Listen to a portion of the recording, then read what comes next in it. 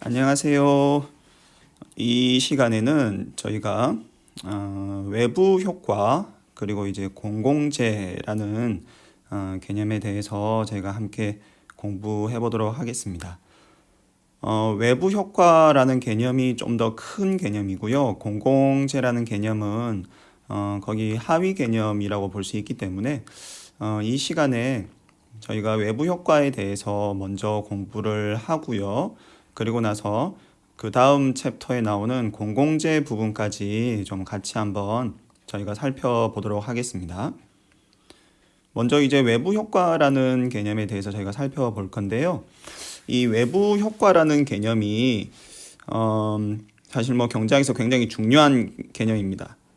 그리고 이 외부 효과라는 이 개념이 사실 경제학에서 뭐 아주 중요한 이유 중에 하나는 이 외부 효과라는 개념이 있기 때문에 이 시장에만 맡겨둬서는 자원이 효율적으로 배분되지가 않고 그래서 정부 개입이 필요하다.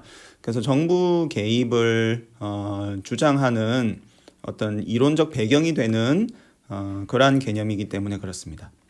그래서 이 외부 효과라는 개념이 이제 뭐 굉장히 중요하고요. 그래서 저희가 이제 뭐 이런 용어 많이 들어보셨을 거예요. 이제 시장의 실패.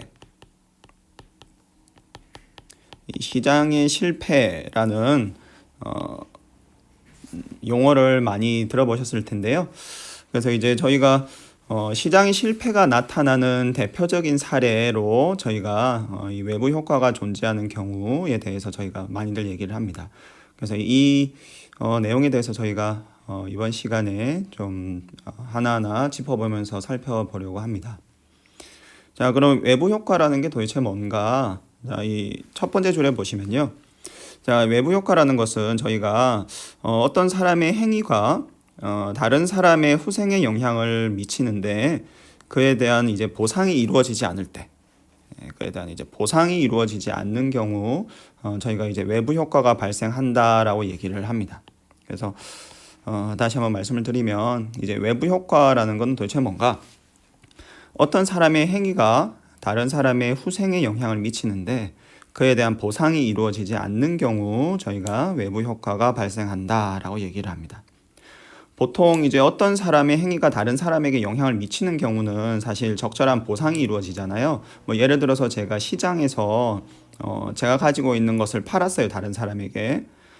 그러면 다른 사람이 제 상품을 이제 뭐 가져가서 소비를 하면 이제 그 사람에게 이제 좋은 영향이 생기잖아요. 그럼 그에 대해서 저는 뭐 합당한 보상을 받겠죠. 이제 돈을 주고 뭐 서로 거래를 하는 식으로 이제 보상이 발생을 하니까요. 그래서 대개의 경우에는 다른 사람에게 내가 이제 뭐 영향을 미쳤다. 그러면 그에 대한 이제 합당한 보상이 이루어지는데 뭐 그러지 않는 경우에 이제 외부 효과가 발생을 한다라고 얘기를 하고요. 자, 예를 들어서 외부 효과를 설명해 보는 게 사실 큰 도움이 됩니다. 그래서 저희가 예를 하나씩 들면서 살펴보도록 하겠습니다. 자, 외부 효과에 대해서 뭐 가장 많이 드는 예하면 공해가 있습니다. 공해. 자, 여러분 요즘에 이제 환경 문제가 뭐 사실 굉장히 심각하죠. 그래서 이제 환경 오염에 대해서 저희가 얘기들을 많이 하는데요. 자, 이제 공해의 경우가 사실 외부 효과가 있는 뭐 아주 전형적인 예라고 저희가 할 수가 있습니다. 자, 공해의 경우를 생각을 해보시면요. 자, 어떤 기업이 있습니다. 어떤 기업에서 이제 생산 활동을 해요. 자, 그러면 자연스럽게 환경 오염 물질들이 나올 수밖에 없겠죠. 자, 생산 활동을 하는데 사실 뭐 오염 물질이 나오지 않는 경우는 뭐 저희들 사실 뭐 거의 없다고 봐도 과언이 아닐 것 같습니다. 그래서 어떤 기업이 생산 활동을 하면 이제 공장을 돌리고 뭔가를 생산을 하면 자연스럽게 이제 뭐 오염 물질들이 발생을 하죠. 자, 그런데 예를 들어서 어떤 공장이 뭐 경기도 인근에 있는데 거기서 이제 생산 활동을 하면서 오염 물질이 배출이 되죠. 자, 그러면 그 주변에 있는 사람들에게 피해를 주게 될 겁니다. 자, 그런데 이 경우에 뭐 그 주변 사람들이 이제 피해를 봤다고 해서 사실 그 공장에서 적절한 보상을 하거나 하진 않죠. 뭐 최근에는 뭐 다양한 어떤 소송이라든가 그런 걸 통해서 뭐 이제 보상이 이루어지는 경우도 있지만 특히나 옛날에는 그러한 기업의 생산 활동으로부터 발생한 공해라든가 각종 오염물질로 소비자들이 피해를 보더라도 배상을 받는 보상을 받는 경우가 굉장히 드물었습니다. 그래서 이러한 공해 같은 경우가 어떤 외부 효과의 아주 대표적인 예라고 저희가 얘기를 할 수가 있죠. 특히나 공해 같은 경우에는 외부 효과가 발생을 하는데 기업의 생산 활동이 주변에 있는 다른 사람에게 안 좋은 영향을 주는 거잖아요. 그래서 이런 경우는 저희가 부정적 외부 효과라고 얘기를 합니다. 그래서 외부 효과가 존재를 하는데 특별히 나쁜 방향으로 외부 효과가 존재하기 때문에 이런 경우는 저희가 부정적 외부 효과가 존재한다라고 얘기를 합니다. 자, 또 하나의 예를 들면 예를 들어서 요즘에 이제 사회적으로 많이 이슈가 되고 있는 이제 견주와 관련된 그런 내용들을 또 생각을 해볼 수가 있을 것 같은데요. 이제 저희 집에서 예를 들어서 개를 키웁니다. 그러면 그 개가 이렇게 낮 시간에 좀 짖는 건 괜찮은데 예를 들어 밤 시간에 막 짖어요. 야, 그럼 예를 들어서 저는 이제 저희 집에서 개를 키우는데 저는 개를 키움으로 인해서 좋잖아요. 좀 개를 키워서 제가 얻는 행복이라든가 효용이 있기 때문에 개를 키우는데 근데 옆집에 사는 사람은 저희 집에 있는 개가 밤에 짖으니까 이제 그것 때문에 좀 불편을 호소할 수도 있겠죠. 그래서 그런 경우에 사실 적절한 보상이 이루어지지 않는 경우들이 사실 많이 있습니다. 그래서 그런 것 때문에 이웃들끼리 싸우기도 하고 하죠. 그래서 이런 경우에도 이제 어떤 사람이 개를 키우는데 그걸로 인해서 다른 사람이 이제 피해를 봐요. 근데 그렇다고 하더라도 적절한 보상이 이루어지지 않는 경우가 많죠. 그래서 외부 효과가 존재한다라고 얘기를 할 수가 있고 이 경우에도 나쁜 외부 효과가 존재하죠. 그래서 저희가 부정적 외부 효과가 존재한다라고 얘기를 합니다. 그래서 부정적 외부 효과의 예는 사실 굉장히 많아요. 그래서 다양하게 한번 생각해 보실 수 있을 것 같고요.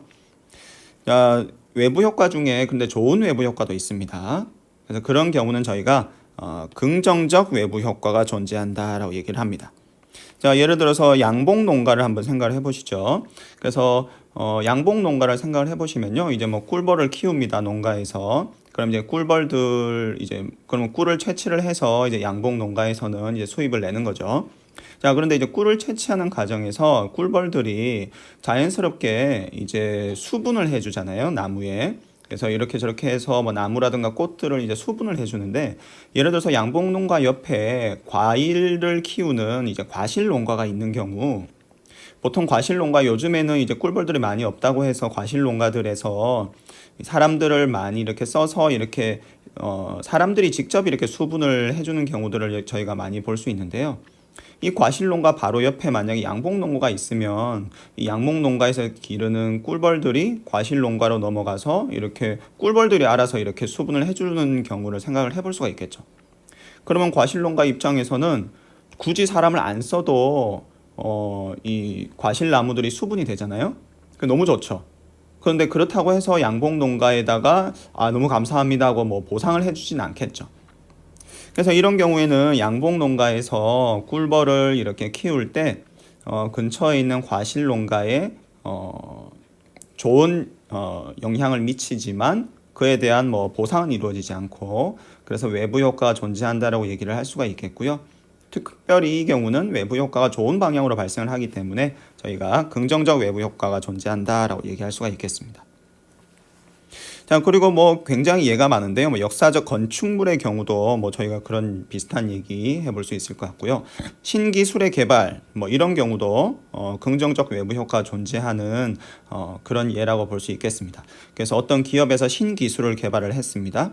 신기술을 개발을 했어요. 그 기업은 이제 기업 입장에서는 사실 신기술 개발을 통해서 이제 이윤을 창출하기 위해서 신기술을 이제 개발을 했을 텐데요. 그로부터 이제 이윤이 높아지는 효과가 있겠죠. 자, 그런데 이제 신기술이라는 것이 한번 개발이 되면 그게 사회에 전파가 되면서 사회 전반적으로 좋은 효과들이 있을 수 있겠죠.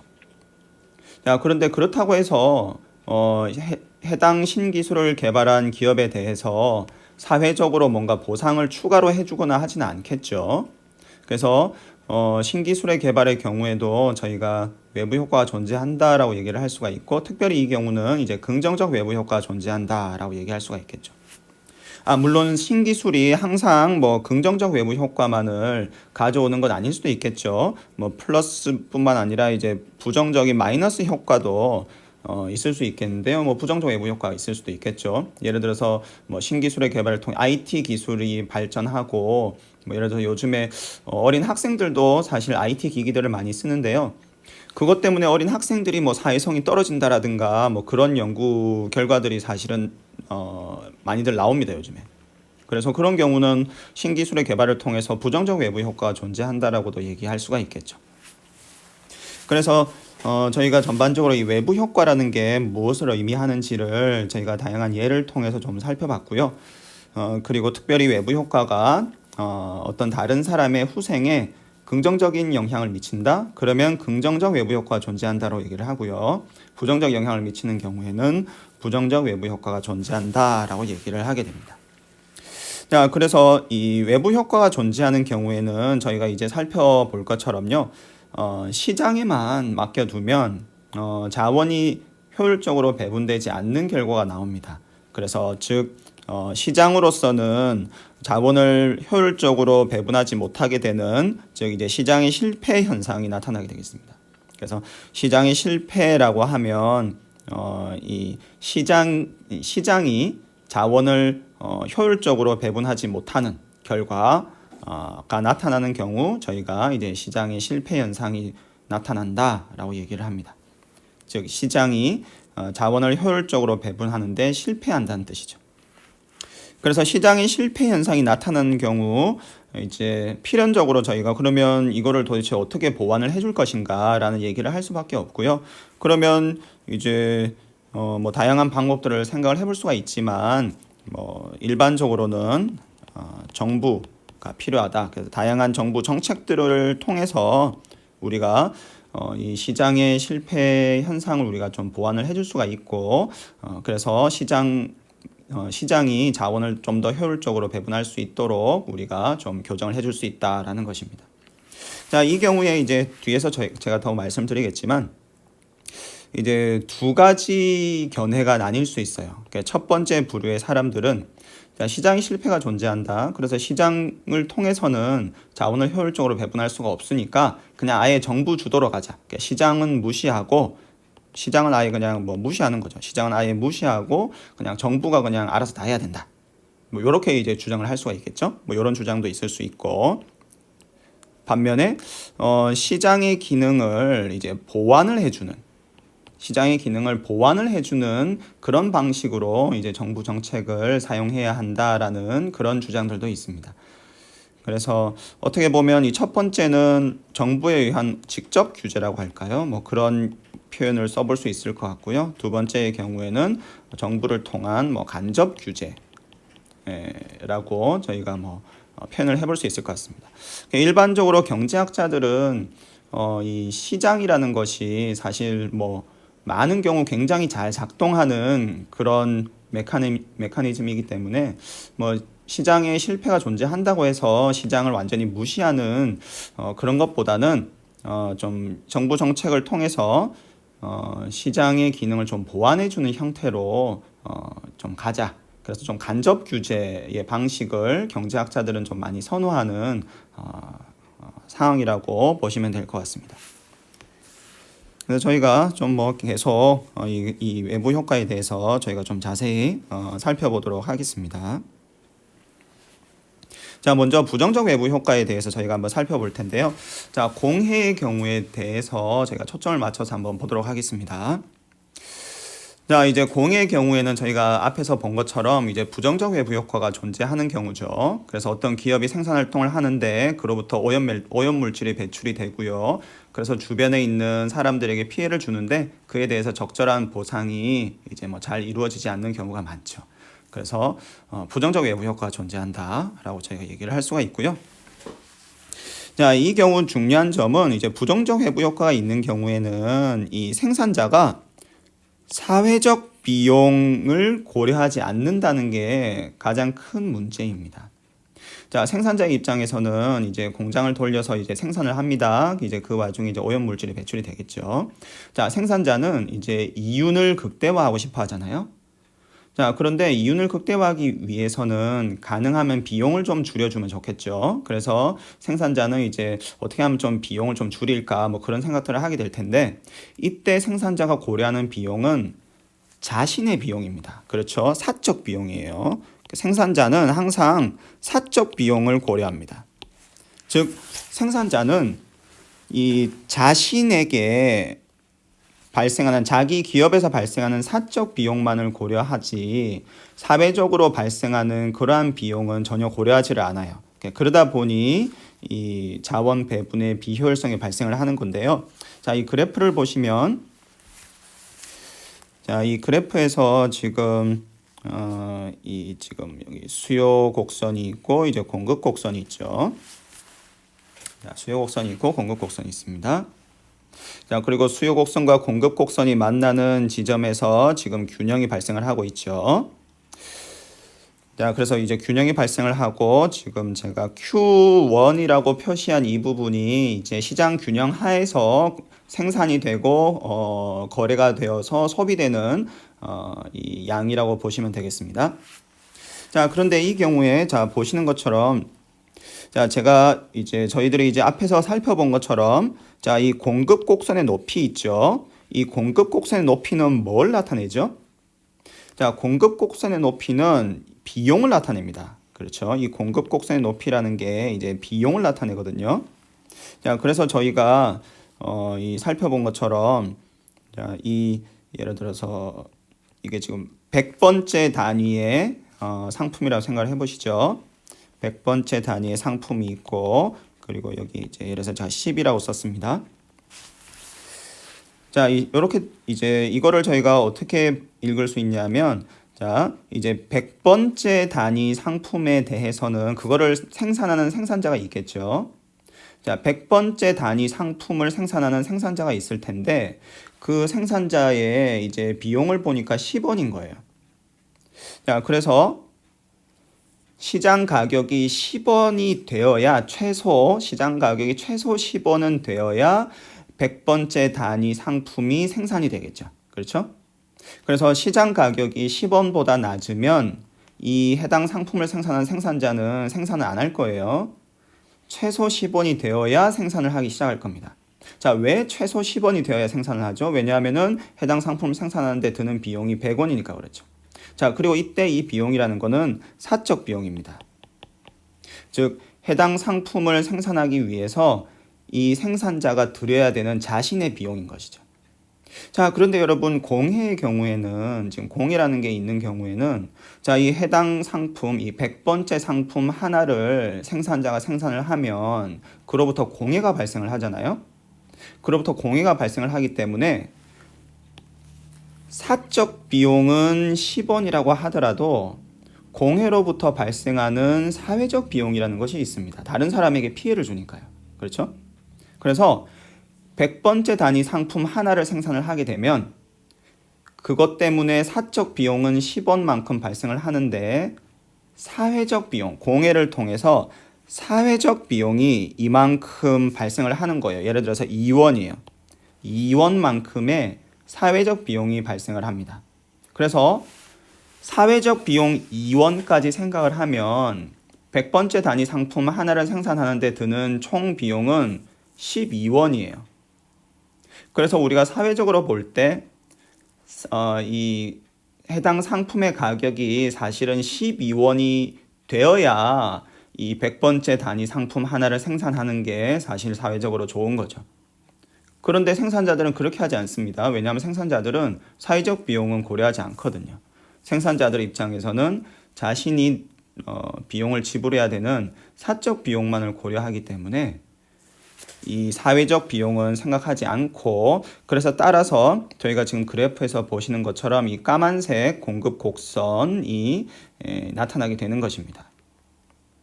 그래서 시장에서 생산자들이 사적 비용만을 고려하기 때문에 까만색의 공급 곡선이 나타나게 되고, 따라서 저희가 이 그래프에서 보실 수 있는 것처럼 Q1만큼이 생산되고 거래되어서 소비되는 그런 상황이 시장에서 발생하게 되겠습니다.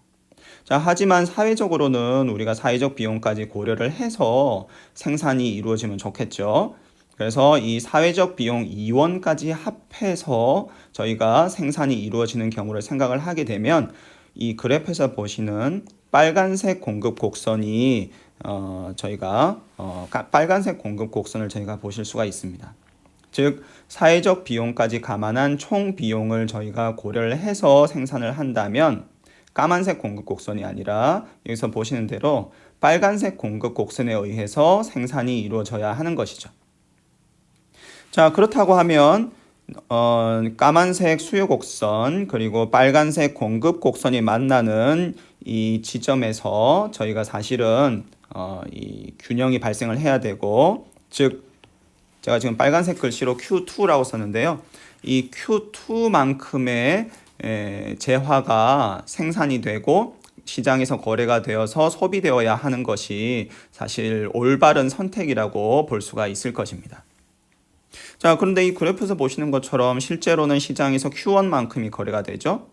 즉 사회적으로 최적의 생산량인 Q2보다 더 많은, 지금 그래프에서 보시는 것처럼 더 많은, 이만큼 더 많은 양이 생산이 되고 거래돼서 소비되고 있는 것이죠. 즉 공해의 경우 이제 저희가 부정적 외부 효과가 있는 경우 저희가 살펴보고 있는데요. 특별히 공해라는 예를 들어서 살펴보고 있습니다.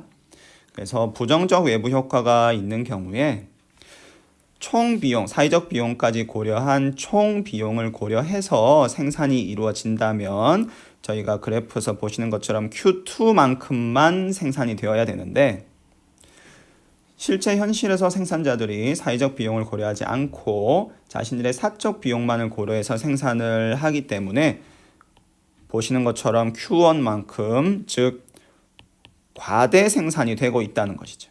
시장에서 이 해당 상품이, 해당 재화가 과대 생산이 되는 문제점이 존재하게 되겠습니다. 그래서 이렇게 보시는 것처럼 지금 이제 저희가 이 페이지에서 말씀드린 내용을 다시 한번 정리를 해보면요. 자, 부정적 외부 효과가 있습니다. 특별히 공해의 예를 가지고 저희가 살펴보고 있고요. 자, 부정적 외부 효과가 있는 경우, 특별히 공해가 있는 경우에 생산자들이 사회적 비용을 고려하지 않고 사적 비용만을 고려해서 생산 활동을 하다 보니 까만색 공급 곡선에 의해서 생산 활동을 표시할 수가 있고, 결국 Q1만큼 시장에서 생산되고 거래되는 그런 결과가 나타나게 되겠습니다. 즉 시장 기능만을 저희가 중시해서 시장에 맡겨두면 Q1만큼 거래가 되는 거죠. 하지만 실제로는 사회적 비용까지 고려해서 총 비용을 고려한 생산 활동이 이루어져야 되는데, 즉 빨간색 공급 곡선으로 저희가 생산 활동이 이루어져야 사실 사회적으로 좋은 거다라고 얘기를 해볼 수가 있고요. 그렇다면 여기서 그래프에서는 Q2만큼만 생산이 되어야 한다는 것을 저희가 알 수가 있습니다. 그리고 보시는 것처럼 시장에서 가격도 사실은 훨씬 높게 책정이 되어야 하는 것이죠. 그렇죠? 이 까만색으로 표시된 가격이 아니라 빨간색으로 표시된 가격으로 사실 거래가 되는 것이 사회적으로 바람직한 현상이라고 저희가 볼 수가 있습니다. 즉 공해를 유발하는 상품이라면 그 해당 상품에 대해서 사실은 가격이 높게 책정이 되어서 소비자들이 가능하면 그 해당 상품을 소비하지 않도록 좀 유도를 해주는 것이 필요하다라는 것이죠.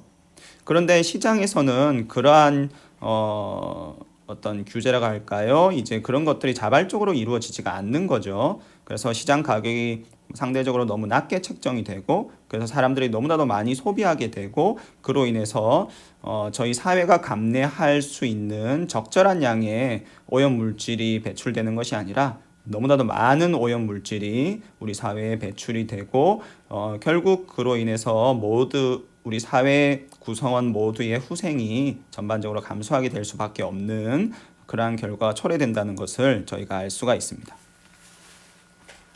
자, 여러분, 그러면 이렇게 지금 시장에 맡겨놨더니 이제 문제가 생겼습니다. 그러면 이러한 문제를 어떻게 해결을 할 수가 있을까요? 자, 간단한 방법 하나는 자, 여기 그래프에서 보시면요. 지금 생산자들은 까만색 곡선으로 표시되는 그러한 생산 활동을 하고 있죠. 그런데 우리가 원하는 것은 생산 활동이 빨간색 공급 곡선으로 이루어지는 거예요. 즉 까만색 공급 곡선을 어떻게 해서 좀 빨간색 공급 곡선으로 바꿔주고 싶은 거예요. 그렇죠? 그래서 저희가 까만색 공급 곡선을 빨간색 공급 곡선으로 바꿔줄 수 있다면 시장에서 빨간색 균형, 빨간색 점으로 표시된 저 균형이 시장에서 형성이 될 테고 그로 인해서 시장에서 Q2만큼만이 생산되고 거래되겠죠. 자, 그럼 어떻게 까만색 공급 곡선을 빨간색 공급 곡선으로 좀 바꿔줄 수 있을까요? 저희가 앞에서 살펴본 바대로 생산자에게 세금을 부과하는 경우를 우리가 생각을 해볼 수가 있겠습니다. 자, 여러분 생산자에게 세금을 부과하면 어떤 현상이 발생을 하죠? 공급 곡선이 위로 상향 이동하는 현상이 발생한다는 것을 저희가 앞에서 배웠었습니다. 그래서 이 경우는 지금 공해를 통해서 발생하는 사회적 비용이 2원이죠. 그래서 생산자들에게 해당 상품을 생산하는 생산자들에게 단위당 2원의 조세를 부과하게 되면 공급 곡선이 까만색 공급 곡선에서 빨간색 공급 곡선으로 상향 이동을 하겠죠. 2원만큼. 따라서 빨간색 점으로 표시된 균형이 시장에서 형성이 될 테고 저희가 원하는 이 Q2라는 최적 생산량이 시장에서 자연스럽게 달성이 되겠습니다. 그래서 부정적 외부 효과 있는 경우 문제가 있는데 시장이 실패가 발생을 하죠. 어떻게 해결할 수 있을까? 한 가지 간단한 방법은 이렇게 저희가 조세 부과를 통해서 문제를 해결할 수 있다는 점입니다.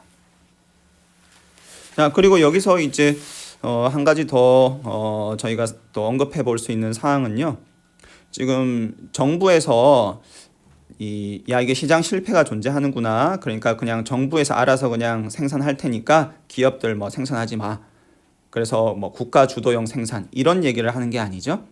여기서는 정부에서 사회적 비용을 잘 조사해서 계산을 한 후에 적절한 금액의 조세 액수만 기업 생산 활동에 부과를 해주면 기업은 그것을 감안을 해서 생산 활동을 조정을 하게 되고 그래서 시장에서의 자유로운 거래를 통해서 저희가 원하는 사회적 최적 생산량이 달성이 된다는 것이죠. 그래서 시장이 실패한다고 해서 무조건 정부가 그냥 다 해야 된다라는 주장은 어떻게 보면 좀 너무 극단적인 주장이다라고 얘기할 수도 있겠습니다. 이렇게 간단한 조세 정책을 통해서도 우리가 시장의 실패 현상을 좀 교정하고 보완해 줄 수 있다는 것을 저희가 이렇게 살펴볼 수 있을 것 같습니다. 자, 다음에는 저희가 긍정적 외부 효과를 한번 살펴보겠습니다. 자, 이 경우는 저희가 앞서 말씀드린 양봉 농가의 예를 가지고 한번 살펴보도록 하겠습니다. 자, 양봉 농가의 경우에는 아까 말씀드린 것처럼 이제 근처에 있는 과실 농가에 긍정적인 외부 효과를 발생을 시키잖아요. 꿀벌들이 근처 과실수들에게 날아가서 이렇게 꿀을 채취하는 과정에서 자연스럽게 수분을 해주니까 과실 농가에서는 따로 사람을 고용 안 해도 이렇게 자연스럽게 수분이 이루어지니까 좋은 거죠. 그런데 양봉 농가에 대해서 뭐 적절한 보상을 해주는 경우는 사실 드물다고 저희가 볼 수가 있겠고요. 그래서 양봉의 경우는 긍정적 외부 효과가 존재를 하는데요. 자, 이 경우는 이 어떤 현상이 발생을 하냐면요. 수요자들이 지금 여기서 수요자는 꿀벌 수요입니다. 꿀벌 수요. 이렇게 양봉 농가에서 이제 꿀벌을 수요하죠. 꿀벌을 사서 길러야 되니까. 그래서 꿀벌을 수요하는 이 수요자들이 사회적 편익을 고려하지 않는 거예요. 자, 꿀벌이 지금 사회적으로 바람직한 효과를 발생을 시키죠. 그래서 꿀벌이 사회적 편익을 발생을 시키는데 꿀벌 수요자들은 그런 것까지는 생각을 안 하는 거예요. 자신의 사적 편익만 고려해서 꿀벌 수요를 하게 되죠. 그로 인해서 시장 실패가 발생을 합니다. 자, 이 그래프를 보시면요. 자, 이 그래프에서 지금 Q라는 거는 이제 뭐 꿀벌 개체수라고 보시면 되겠고요. 그래서 꿀벌이 얼마나 수요되고 공급되느냐 이런 거 생각을 해보시면 되겠습니다. 그래서 가격은 이제 꿀벌의 가격이에요.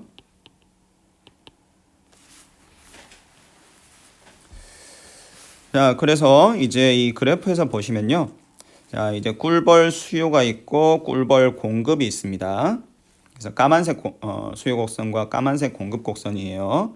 그래서 꿀벌을 수요하는 이제 뭐 양봉 농가들이 있겠죠. 그래서 꿀벌 수요가 있고 꿀벌 공급이 있습니다. 그래서 수요 곡선과 공급 곡선이 까만색 점에서 만나죠. 그래서 지금 Q1만큼 우리 사회에서 꿀벌이 공급되고 소비된다. 이렇게 보시면 되겠습니다. 그래서 Q1만큼이 우리 사회에 존재하는 꿀벌 개체 수예요.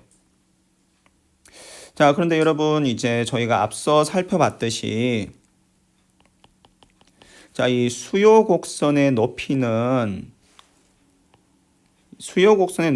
것은 이 수요자가 해당 재화에 대해서 지불하고자 하는 최대 지불 용의를 나타내는 거죠. 혹은 수요자가 부여하는 가치라고도 저희가 얘기를 할 수가 있습니다. 자, 그래서 예를 들어서 여기에 20이라고 제가 쓰고 여기는 예를 들어 10이라고 쓰면 이건 무슨 말이냐면요. 20번째 꿀벌 한 마리에 대해서 이 소비자들이 부여하는 가치가 10이라는 거죠. 그렇기 때문에 20번째 꿀벌 한 마리에 대해서 소비자들이 지불하고자 하는 최대 지불 용의액은 10원이 되겠습니다.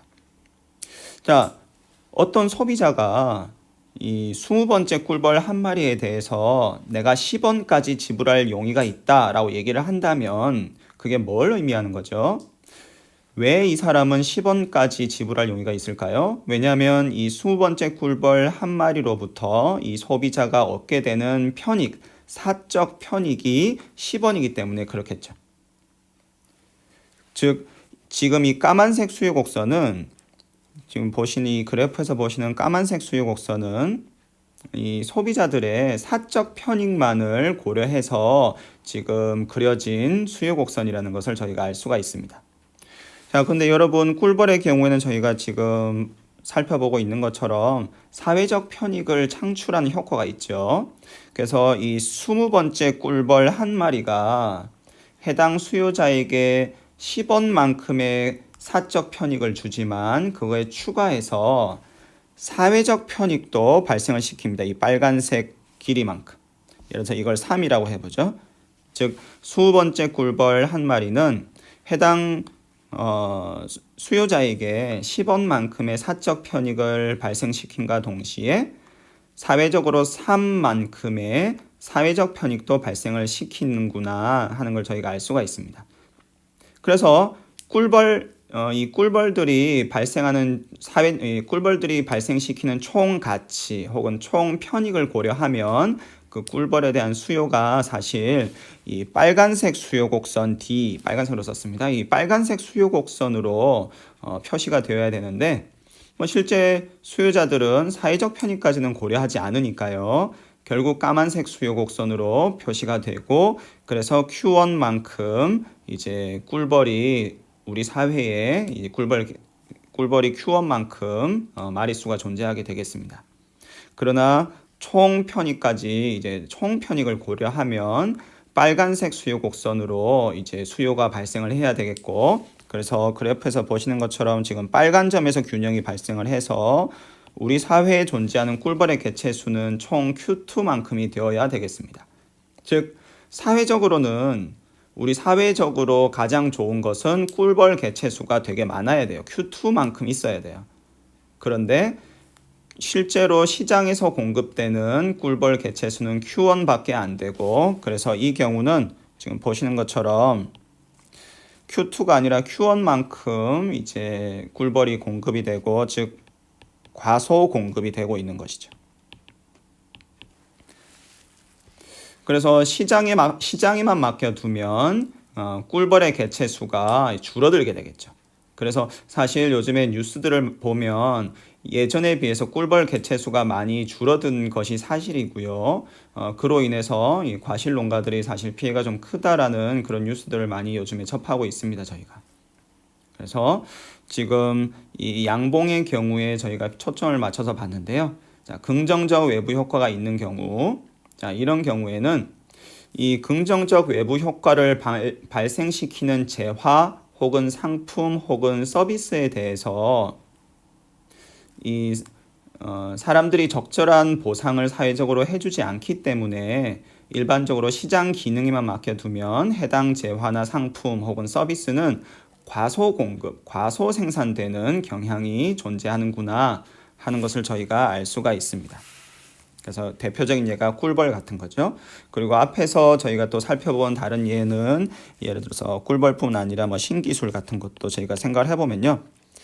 뭐 신기술이 뭐 꼭 긍정적 외부 효과만을 발생시키는 건 아니지만 뭐 긍정적 외부 효과를 발생시키는 신기술들을 저희가 생각을 해보면요. 그러한 이 기술들에 대해서 사실 사회적으로 발생하는 편익이 큰데 그렇다고 저희가 사회적으로 보상을 해주는 건 아니고 그러다 보니 그러한 신기술들이 과소 공급이 되는 어떤 그런 결과들이 나타나겠구나 하는 것을 저희가 알 수가 있겠습니다. 사실 뭐 백신 같은 경우가 요즘에 저희가 이제 뭐 코로나 바이러스 때문에 모두가 저희가 힘든 그런 상황을 지내고 있는데요. 자, 코로나 바이러스 같은 경우에는 백신이 굉장히 중요하죠. 자, 백신이 굉장히 중요한데, 자, 그러면 왜 제약회사라든가 이제 기업 혹은 연구소에서 이러한 질병들에 대한 백신들을 좀 왜 빨리빨리 좀 미리미리 개발해 두지 않을까? 뭐 여러 가지 이유가 있겠지만, 뭐 한 가지 저희가 지금 하고 있는 논의를 통해서 저희가 할 수 있는 얘기는, 자, 이 백신이란 것이 가만히 생각을 해보니까 사회적 편익이 굉장히 큰 재화구나 하는 것을 저희가 알 수가 있습니다. 그래서 어떤 기업에서 이제 연구를 R&D 활동 등을 통해서 이제 코로나 백신을 개발을 했다고 생각을 해보시죠. 자, 그러면 그 기업은 그로 인해서 이제 얻게 되는 사적 편익이 있겠죠. 이제 이윤이 증가할 수 있으니까요. 자, 그런데 이 코로나 바이러스 백신을 통해서 사실 우리가 얻게 되는 아주 큰 사회적 편익이 있습니다. 자, 그런데 기업들은 혹은 뭐 연구소들은 이제 그러한 어떤 사회적 편의까지 고려해서 이러한 백신을 개발하지는 않겠죠. 사적 편익들만을 고려해서 백신 개발 활동에 임하게 된다라는 것을 저희가 생각을 해볼 수가 있을 텐데요. 뭐 그로 인해서 결국 저희가 살펴본 바대로 이러한 백신들이 과소 공급이 되는 현상이 나타나겠구나 하는 것을 저희가 생각을 해볼 수가 있겠습니다. 자, 그래서 이제 저희가 지금 여기서 논의를 하고 있는 것처럼 긍정적 외부 효과를 발생시키는 재화나 상품 혹은 서비스는 시장에만 맡겨두면 과소 공급이 되겠구나 하는 것을 저희가 알 수 있겠고요. 자, 그러면 어떻게 하면 이러한 문제를 해결할 수 있을까? 시장에서 과소 공급하는 그러한 문제가 발생을 해서 시장에 실패가 존재를 하는데 그럼 이러한 문제를 우리가 어떻게 해결할 수 있을까? 자, 여기서의 문제의 핵심은 지금 이 그래프에서는 수요 곡선이 빨간색이면 좋겠죠. 그런데 까만색으로 수요 곡선이 표시되다 보니 이 과소 공급이 이제 발생을 하게 되는데요. 자, 그러면 까만색 공급 곡선이 수요 곡선이 아니라 어떻게 하면 빨간색 수요 곡선으로 우리가 좀 수요에 영향을 줄 수 있을까? 자, 한 가지 해결책은 여기 나와 있는 것처럼 보조금을 통해서 이러한 문제를 해결할 수가 있겠습니다. 그래서 예를 들어서 이제 양봉 농가의 경우에 자, 정부에서 꿀벌 한 마리당 3원만큼의 보조금을 지급을 한다고 생각을 해보시죠. 그래서 지금 여기 20번째 지금 요 그래프 제가 딴 거를 좀 지우겠습니다. 딴 거를 좀 지우고. 자, 여기 지금 20번째 꿀벌 한 마리에 대해서 자, 양봉 농가에서는 10원만큼 이제 지불할 지불 용의가 있었습니다. 자, 그런데 이제 정부에서 3원만큼의 보조금까지 주는 거예요. 그래서 꿀벌을 사면 정부에서 3원을 줘요. 따라서 예전에는 양봉 농가에서 10원만큼만 이제 주고 이 20번째 꿀벌 한 마리를 사야 되겠다라고 생각을 했는데 이제 13원까지도 지불할 용의가 있겠죠. 왜냐하면 정부에서 3원을 얹어서 주니까요. 그래서 20번째 꿀벌 한 마리에 대해서 이제는 소비자들이 10원이 아니라 13원만큼 최대 지불 용의액이 증가하겠죠. 즉 수요 곡선이 까만색 수요 곡선에서 빨간색 수요 곡선으로 상향 이동하는 효과가 발생을 하겠습니다. 따라서 저희가 원하는 사회적 최적 생산량인 Q2가 달성이 될 수가 있겠죠.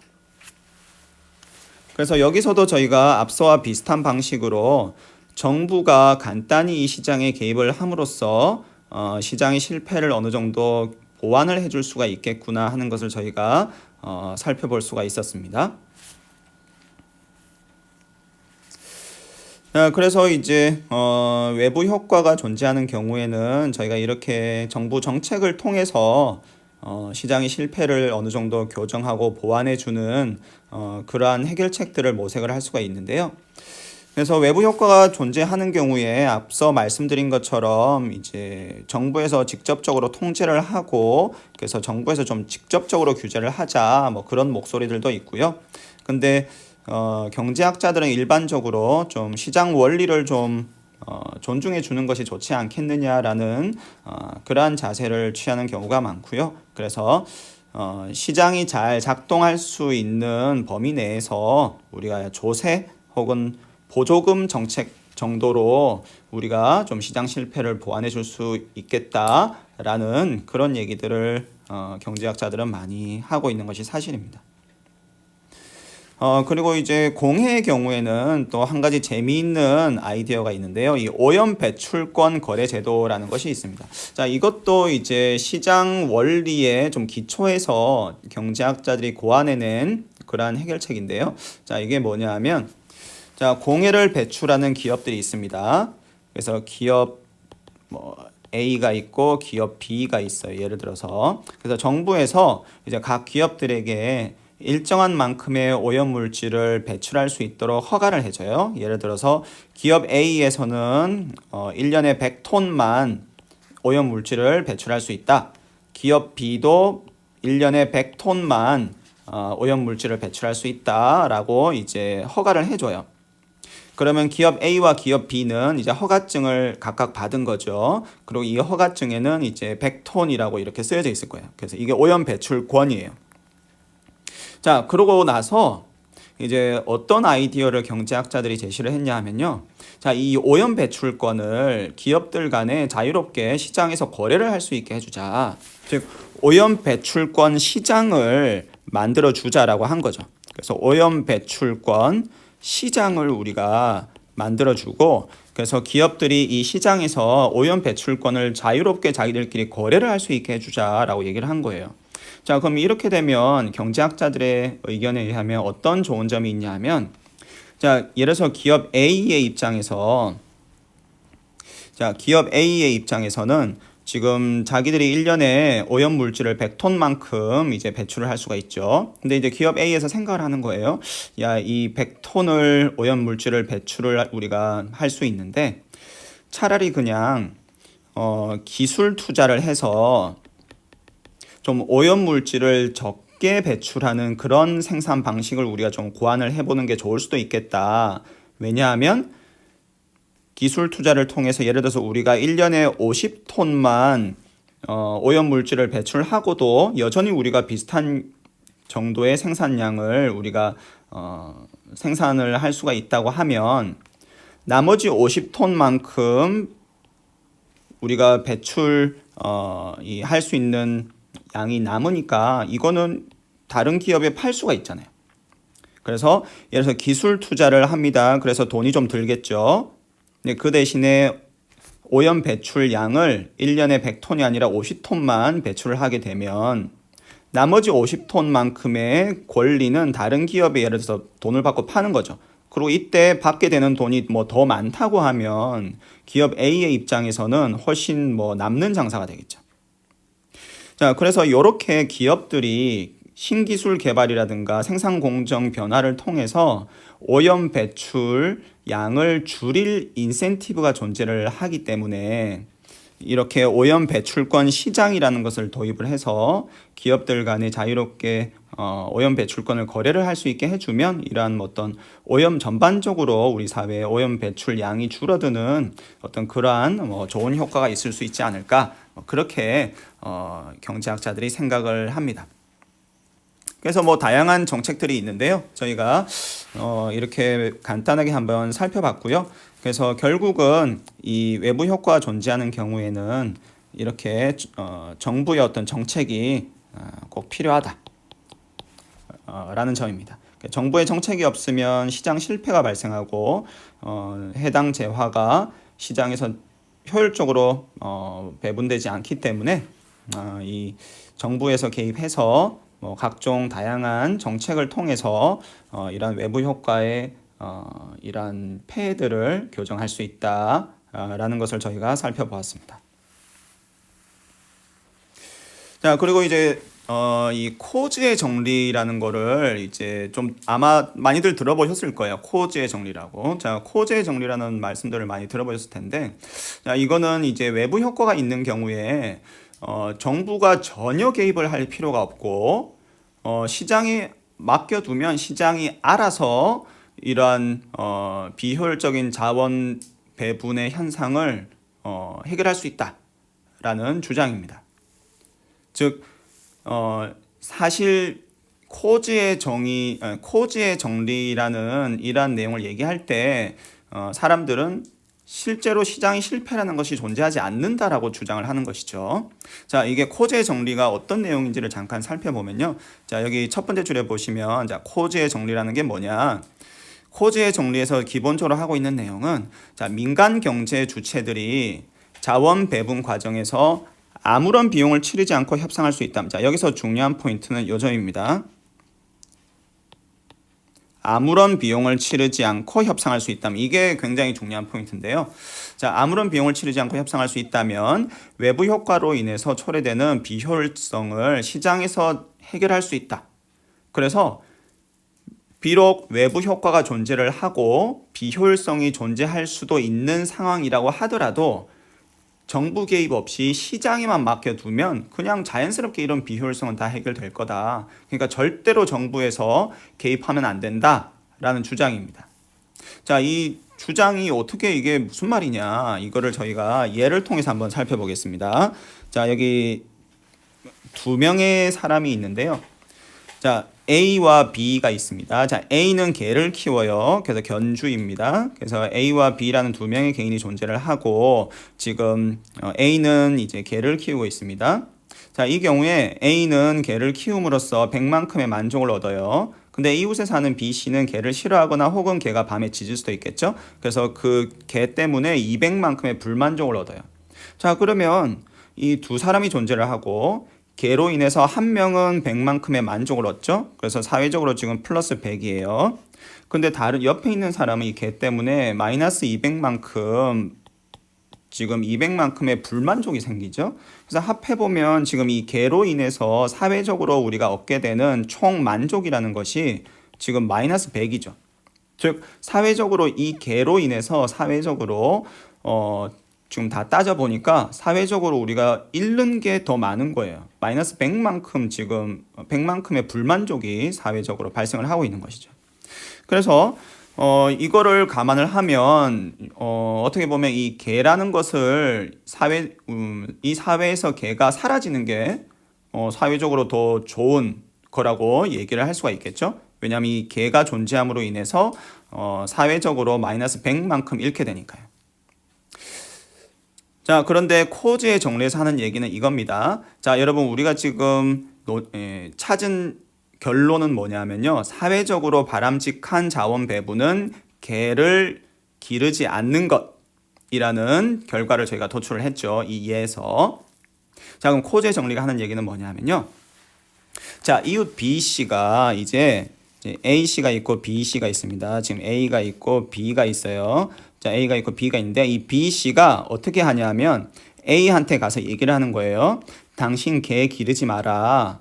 그러면 A씨가 네가 뭔데 참견이냐 이렇게 얘기하겠죠. 자, 이때 B 씨가 얘기를 합니다. 당신이 걔를 그냥 안 기르면 내가 당신한테 120을 주겠다 라고 얘기를 하는 거죠. 자, A씨가 이 제안을 받아들일까요? 받아들이겠죠. 왜냐하면 A씨는 지금 개를 키움으로 인해서 100만큼의 만족을 얻고 있습니다. 근데 B씨가 지금 120을 줄 테니까 개를 없애라는 거잖아요. 그럼 개를 계속 키우면 100만큼 만족을 얻게 되는데 개를 없애면 120만큼 만족을 얻게 되니까 120 더 크죠. 그래서 A씨는 B씨의 제안을 받아들이고 개를 없앨 겁니다.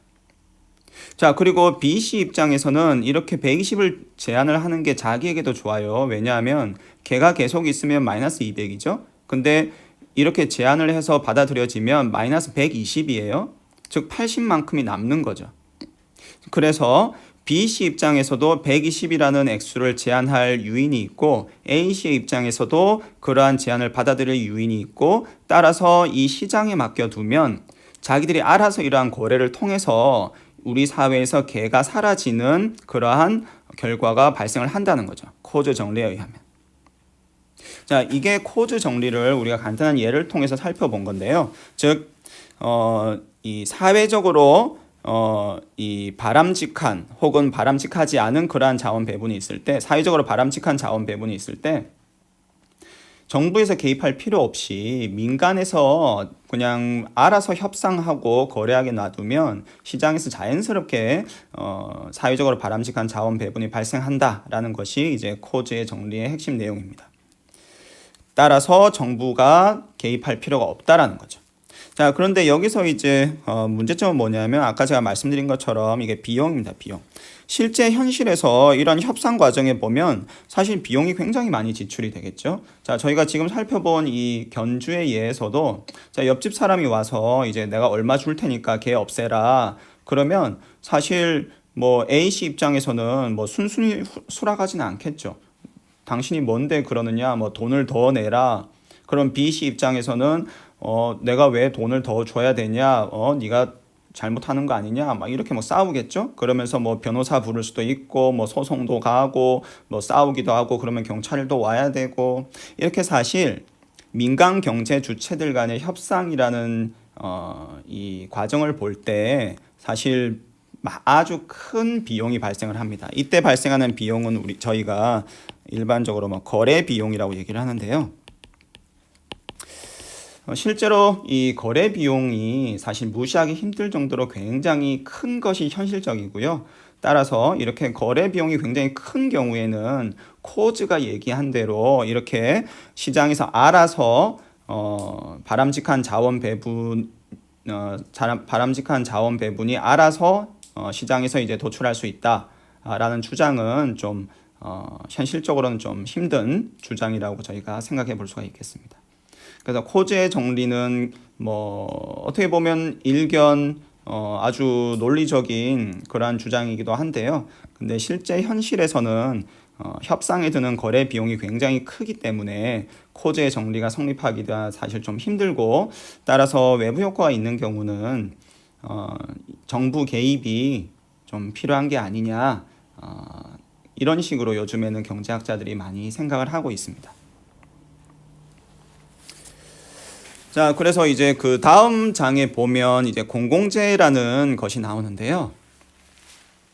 저희가 이제 외부 효과가 사실 좀 더 큰 개념이고 공공재는 하위 개념이기 때문에 제가 이제 한꺼번에 설명을 하도록 하겠습니다. 자, 여러분 이제 공공재라는 거는 이제 저희가 사실 다 아시다시피 뭐 이제 뭐 공공재라는 게 이제 도대체 뭐냐? 자, 이제 여러분 이제 뭐 의료 서비스, 국방 서비스, 뭐 경찰 서비스 뭐 이런 거 한번 생각을 해보시죠. 자, 이러한 서비스 혹은 재화를 저희가 생각을 해보면요. 이게 개인의 삶에 굉장히 필수적인 재화죠. 재화 혹은 서비스죠. 그래서 의료 서비스. 이게 의료 서비스가 제공되지 않으면 이제 내가 의료 서비스 수요자인데 이러한 의료 서비스가 시장에서 제대로 공급되지 않으면 사실 되게 치명적이잖아요. 국방 서비스, 경찰 서비스도 마찬가지입니다. 자, 이러한 이제 서비스 혹은 재화들이 개인의 삶에 굉장히 필수적이고 중요한 재화 혹은 서비스인데요. 시장을 통해서 이러한 재화들을 제공한다는 게 사실 쉽지가 않습니다. 자, 뭐 예를 들어서 이제 뭐 경찰 서비스 같은 걸 한번 생각을 해보시죠. 자, 경찰 서비스를 민간에서 제공하는 뭐 그런 상황을 한번 생각을 해보세요. 그래서 민간에서 경찰 서비스를 제공을 한다. 예를 들어서 뭐 어떤 지역이 있습니다. 이제 어떤 지역이 있는데 이제 어떤 사람이 있어요. 어떤 개인 이제 사람이 있는데, 자, 이 사람이 이제 내가 경찰 서비스를 좀 제공을 해야겠다라고 생각을 해서 자기 돈을 들여서 이제 경찰 서비스를 제공을 하는 거죠. 자기 돈을 들여서 이제 경찰을 고용을 해서 이 지역에 이렇게 경찰관들을 이제 고용을 했어요. 자, 그래서 원래는 이제 이 사람이 경찰 서비스를 제공하는 이유는 이제 자기를 지키기 위해서겠죠. 예를 들어서. 그래서 내가 돈이 많은데 누가 내 재산을 이렇게 좀 뺏을 수도 있으니까 그걸 지켜야 되겠다. 그래서 내 돈을 들여서라도 경찰 서비스를 뭐 우리 집 근처 뭐 내가 사는 지역에 좀 제공을 해야겠다라고 경찰 서비스를 제공을 하는 거죠. 그럼 근데 이제 이 경우에는 경찰 서비스라는 게, 자, 이 사람이 경찰이 있으면 이 사람만을 지켜주는 건 아니잖아요. 옆집도 지켜주고, 그리고 경찰이 있으니까 그 지역에 뭐 도둑이라든가 강도가 좀 안 오겠죠. 그래서 어떤 사람이 경찰 서비스를 자기 돈 내서 제공을 하면 자연스럽게 자기뿐만 아니라 옆에 사람 그리고 그 지역 주민에게까지도 그 서비스의 혜택이 돌아가겠죠.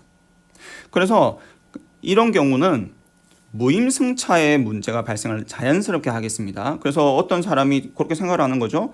아, 내가 경찰 서비스 제공 안 하고 가만히 있어도 뭐 다른 사람이 경찰 서비스 제공을 해줄 거야. 그러면 나는 그냥 그 서비스 그냥 돈 안 내고 나는 그냥 누리면 돼 하고 무임승차 하려고 하는 그런 인센티브가 크게 존재를 하게 된다는 것을 저희가 생각을 해볼 수가 있겠습니다.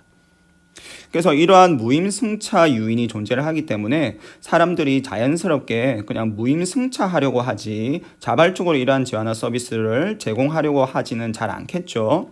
그러다 보니 시장에만 맡겨두면 이러한 재화나 서비스들이 자연스럽게 과소 공급이 되는 이제 그러한 효과가 발생을 한다는 것을 생각을 해볼 수가 있겠습니다. 그래서 과소 공급이 되겠죠. 그래서 이제 이러한 서비스나 재화가 사실 개인의 삶에 굉장히 필수적이고, 그리고 이제 어떤 사람이 이 재화나 서비스를 제공을 하면 다른 사람에게도 긍정적인 효과가 존재를 하죠. 그래서 이 경우는 지금 긍정적 외부 효과가 존재하는 경우입니다. 그런데 이런 경우는 이제 무임승차 유인이 존재하기 때문에 시장에만 맡겨두면 자연스럽게 과소 공급이 되겠죠. 그래서 이제 이런 경우, 이러한 공공재의 경우에는 이제 그래서 국가에서 이러한 공공재를 제공하는 경우가 일반적입니다. 그래서 이제 뭐 의료 서비스, 우리나라 같은 경우는 의료 서비스 이제 국가에서 아주 많이 제공을 하고 있죠. 국방 서비스, 경찰 서비스는 말할 것도 없고요. 그래서 이러한 공공재는 이제 국가에서 제공하는 경우가 굉장히 많습니다. 자, 그런데 이제 이렇게 하다 보니 이제 경영상 비효율성이 발생을 하는 경우가 많아요. 그래서 사실 뭐 공공기관 같은 경우는 경영에서 경영 비효율성이 좀 많이 발생을 한다라고 저희가 뭐 뉴스라든가 뭐 TV에서 많이 나오죠. 자, 그래서 이제 뭐 민영화 얘기도 사실 많이 있습니다. 그래서 이 공공재를 민간에 맡겨두면 과소 공급이 되는데, 그렇다고 이제 정부에서 이제 주도적으로 이제 공급을 하려고 하다 보니 좀 또 경영 비효율성이 나타나고 참 이게 쉽지가 않습니다. 공공재 경우에. 그래서 이제 뭐 민영화 목소리도 되게 많고요. 그래서 민영화를 통해서 공공재 공급을 이제 뭐 시장에 다시 맡기자 뭐 이런 주장들도 많고요. 그래서 80년대 같은 경우는 뭐 대처라든가 뭐 레이건 같은 경우에 이제 어떤 민영화를 굉장히 많이 시도를 했었고요. 뭐 최근에도 이제 민영화, 공공기관 민영화에 대한 목소리가 뭐 사실 굉장히 많은 것이 사실입니다. 자, 그러나 이제 민영화 하는 경우에도 뭐 사실 문제점들이 굉장히 많으니까요. 일단은 민영화하면 저희가 이 앞에서 본 것처럼 과소 공급의 효과가 굉장히 크게 나타나고, 뭐 아주 비근한 예가 2000년대 초반에 미국 캘리포니아에서 전력 부족 사태가 있었습니다. 캘리포니아에서는 이 전력 공급의 상당 부분을 이제 민영화를 했었는데요. 그러다 보니 이제 민간 기업들이 전력을 공급을 하게 되는 거죠. 그러다 보니 2000년대 초반에 이러한 전력 부족 사태가 아주 심각하게 캘리포니아에서 겪었었습니다. 그래서 사용 가격, 전기 요금이 굉장히 많이 오르고, 근데 또 정작 공급은 너무 부족하고 뭐 그런 현상들이 있었습니다. 그래서 이 공공재의 경우에는 사실 이 시장에 맡겨서 시장에서 공공재를 공급하는 게 좋으냐, 아니면 정부 주도로 정부에서 공급하는 게 좋으냐, 뭐 이거에 대해서는 여전히 좀 찬반 양론이 좀 많이 있고요. 그러나 뭐 일반적으로 뭐 각 국가들 경우를 보면 중요한 공공재의 경우에는 이 긍정적 외부 효과가 발생을 하고, 그래서 이러한 중요한 공공재 공급에 대해서는 정부가 좀 주도적으로 뭐 생산하고 공급하는 그런 경우를 저희가 많이 살펴볼 수가 있습니다. 네, 그래서 이제 여기까지 해서 저희가 이제 외부 효과 그리고 공공재에 대해서 저희가 살펴봤는데요. 그래서 그래서 한마디로 저희가 이번 시간에 배운 것을 정리를 하면, 이란 결국 중요한 용어는 이제 외부 효과겠죠. 공공재의 경우에도 이제 긍정적 외부 효과가 존재하는 서비스나 재화니까요. 그래서 이 외부 효과라는 게 굉장히 중요한 개념이고, 외부 효과가 존재하면 이제 시장의 실패가 발생을 하게 되고, 따라서 적절한 이제 정부 정책이 사실 필요하다. 그래서 정부가 얼마만큼 시장에 개입을 해야 되는 거냐에 대해서는 사실 여전히 논란의 여지가 많이 있는데요. 그러나 뭐 최근에는 뭐 대부분의 경제학자들이 외부 효과가 존재하면 정부 개입은 뭐 필수적이다라는데 굉장히 많이 동의하고 있는 상황입니다. 네, 오늘은 여기까지 하겠습니다. 감사합니다.